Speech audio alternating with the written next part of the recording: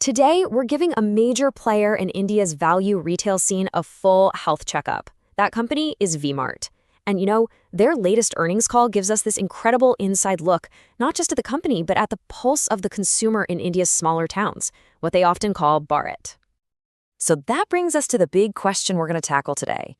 In a market that is just packed with competition, how does a giant like V-Mart not only survive, but actually win over customers in these super important Tier 2 and Tier 3 cities? All right, let's dive in. Okay, first things first, let's do the diagnosis. We're going to check the company's vital signs. Think of these as the top-line numbers that give us a really quick snapshot of how healthy the business is right now. And that first vital sign, well, it looks pretty strong. V-Mart pulled in a 13% year-on-year growth in revenue. I mean, that's a solid, healthy sign that more people are walking in and opening up their wallets, which is exactly what you want to see. Now get a load of this number. Core profit, you might hear it called EBITDA, grew by a whopping 27%. And this tells us something really important. V-Mart isn't just selling more stuff, it's getting a lot better, a lot more efficient at turning those sales into actual profit. And rounding out the vitals, we've got a 5% growth in sales from their existing stores. Now this number, which folks in the business call same-store sales growth, is so crucial because it ignores all the shiny new stores. It tells you that the core, established V-Mart stores are still pulling their weight and growing steadily. So the vital signs look good on the surface, but to really understand the company's health, you gotta look under the hood, right? We need to figure out what's really powering this engine, and maybe what's causing a little bit of a drag. Well, according to the CEO, Lalit Agarwal, there are a few things pushing them forward.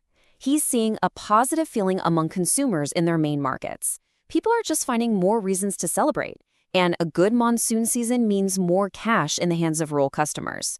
On top of that, a strong wedding season gave them a big lift. Plus, they sold more items at full price, which is always good news. But, it's never all smooth sailing, is it? V-Mart is definitely navigating some pretty big headwinds, and looking at these hurdles is going to give us a much more complete and realistic picture of where they stand. The pressure from competitors is intense, and it's really coming from two different directions. On one side, you've got the big national players like Zudio, who are zeroing in on specific niches and creating a whole different vibe in their stores.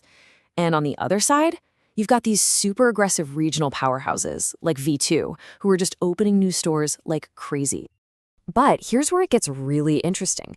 V-Mart's CEO doesn't see all this competition as just a threat. He actually thinks it's a good thing. Why?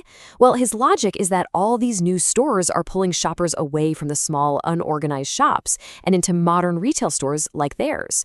So the whole pie is getting bigger for everyone. And the challenges don't end there.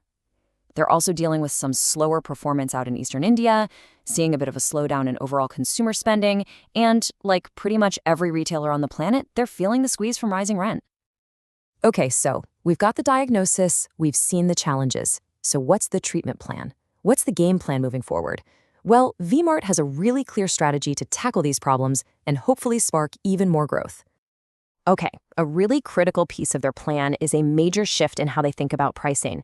They're all in on something called rupee gross margin. Now, put simply, instead of worrying about the profit percentage on every single shirt or pair of pants, they're focused on the total profit in actual rupees. The idea is pretty smart. Maybe a slightly lower price means a smaller margin, but if that lower price helps you sell a ton more items, the total amount of cash you take to the bank is way, way bigger. And that pricing idea is really just step one of a bigger four-part plan. So first, sharpen the prices to drive that volume we just talked about. Second, keep growing, with a goal of adding about 65 new stores this year. Third, use tech like AI to get faster and smarter at everything from design to figuring out what's going to sell next season. And fourth, make their online and offline worlds work together seamlessly to boost efficiency. So, what's the final prognosis? With this treatment plan in place, let's look ahead. What are the key things that are really going to decide V-Mart's health over the next few months? Honestly, the road ahead is all about the festive season. I mean, this is huge for them. It all kicks off in August with Raksha Bandhan. Then you've got Durga Puja, a massive deal in their key markets, and it's happening about 10 days earlier this year, which should pull some sales forward. All of this is building up to their super important winter collection. The company is really banking on these festivals to drive some serious growth. So what's the bottom line here? In the short term, V-Mart's health really just boils down to two things. One, can they really cash in on all the festive spending that's coming? And two, how well can they pull off that new aggressive pricing strategy to get people buying in huge numbers? Which, of course, leaves us with one final big question. We're watching this high-stakes race for the value shopper in the heart of India. And the question is, will V-Mart's bet on efficiency and this high-volume rupee margin strategy be enough to stay ahead of rivals who are coming on just as strong? We'll have to wait and see.